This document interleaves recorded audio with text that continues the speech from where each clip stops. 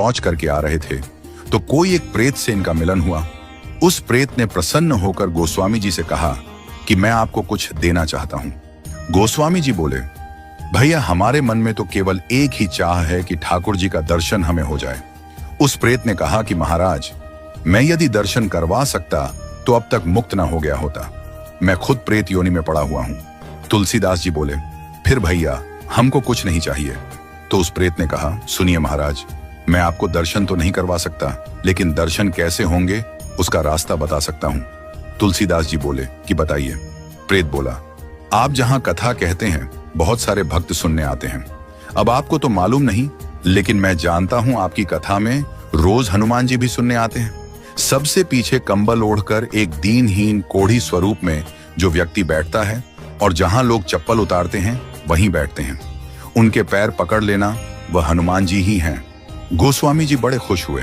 आज जब कथा हुई तो गोस्वामी जी की नजर उसी व्यक्ति पर थी और जैसे ही वह आया और बैठा तो गोस्वामी जी दौड़ पड़े और जाकर चरणों में गिर गए। गोस्वामी जी बोले, महाराज आप सबसे छुप सकते हो, मुझसे नहीं। अब आपके चरण तब तक नहीं छोड़ूंगा जब तक राम से नहीं मिलवाओगे। ये कहा तो हनुमान जी दिव्य स्वरूप में प्रकट हो गए। तुलसीदास जी बोले, कृपा करके राम से मिलवा दो, अब और कोई अभिलाषा नहीं है।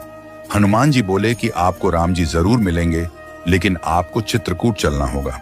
गोस्वामी जी चित्रकूट गए, मंदाकिनी में स्नान किया, कामदगिरी की परिक्रमा की, खोज रहे हैं कि प्रभु कहां मिलेंगे।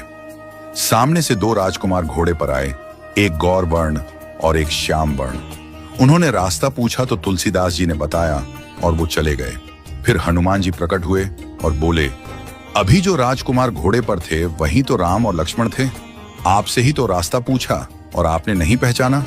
ये चूक हम सब करते हैं। न जाने कितनी बार भगवान सामने आए हों और हम पहचान नहीं पाए हों। सबका आदर करो, क्योंकि न जाने किस रूप में नारायण मिल जाएं।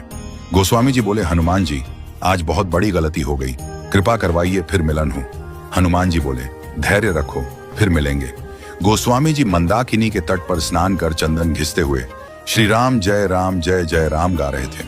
ठाकुर जी बालक रूप में आए और बोले, बाबा चंदन बहुत प्यारा घिसा है, थोड़ा मुझे लगा दो। गोस्वामी जी ने दिया।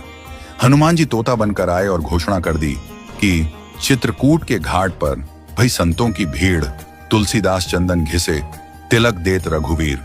तुलसीदास जी के कानों में यह वाणी पड़ी तो चरणों में गिर पड़े। ठाकुर जी बोले, अब नहीं छोड़ूंगा। प्रभु दिव्य रूप में प्रकट हुए और अंतर्ध्यान हो गए। वह झलक हृदय में बस गई। फिर कोई अभिलाषा न रही। परम शांति और आनंद मिल गया। राम की शरण में आराम